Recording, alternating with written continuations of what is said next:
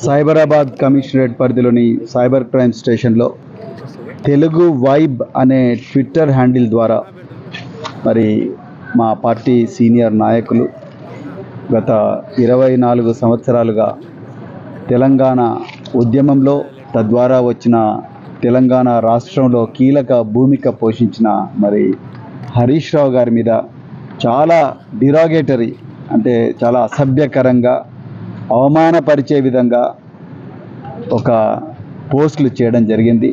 దీన్ని వెనుక అంతా కూడా కాంగ్రెస్ సోషల్ మీడియా సెల్ వాళ్ళ కుట్ర ఉందనేది చాలా క్లియర్గా మాకు అర్థమవుతా ఉన్నది. అదే అనుమానంతో ఈరోజు సైబరాబాద్ సైబర్ క్రైమ్ స్టేషన్లో ఈరోజు కంప్లైంట్ ఇవ్వడం జరిగింది.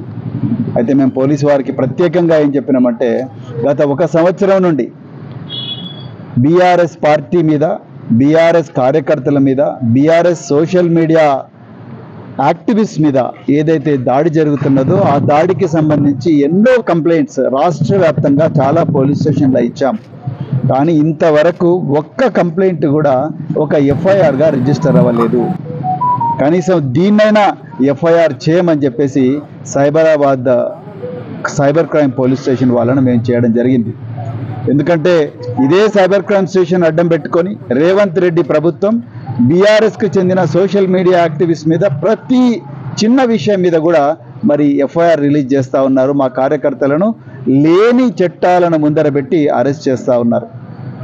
ఇలా 1 కాదు 2 కాదు, ఒకటే సోషల్ మీడియా యాక్టివిస్ట్ను, ఒక న్యూస్ ఛానల్ ఓనర్ను 4 సార్లు హైదరాబాద్ సైబర్ క్రైమ్ పోలీసులు అరెస్ట్ చేసింది.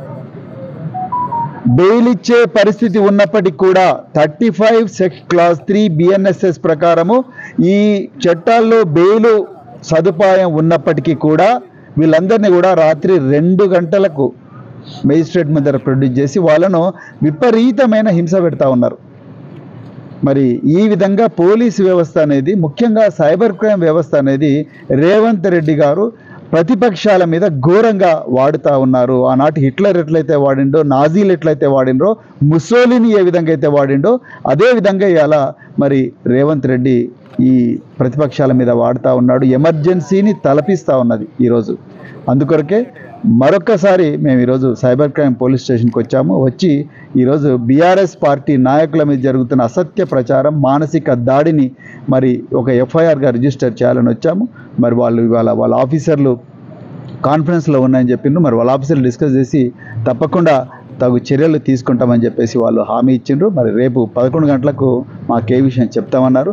సో చెప్తారనే మేము ఆశిస్తున్నాం. మరి పోలీస్ వ్యవస్థ మీద కూడా రేవంత్ రెడ్డి మరి రకరకాల ఘోరమైన కామెంట్లు చేసిండ్రు.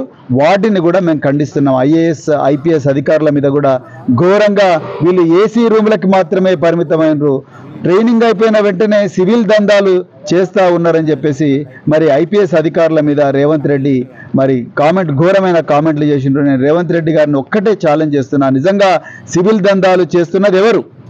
మీరు చేస్తున్నారు. మీ అన్నదమ్ములందరూ కలిసి సివిల్ దందాలు చేస్తున్నారు. కల్వకుర్తిలో కుందారం భూములు కానీ, అజ్లాపూర్ భూములు కానీ, లేకపోతే కల్వకుర్తి నుంచి తుక్కుగూడ దాకా ఉన్న రైట్ లెఫ్ట్ భూములన్నింటినీ కూడా అక్రమంగా ఆక్రమిస్తున్నది మీరు. హైదరాబాద్ చుట్టుపక్కల ORR RRR మధ్యలో RRR మధ్యలో ఉన్న భూములందరూ అక్రమంగా మరి చేసుకుంటున్నది, ఏమంటారు, అగ్రిమెంట్లు చేసుకుంటున్నది మీరు.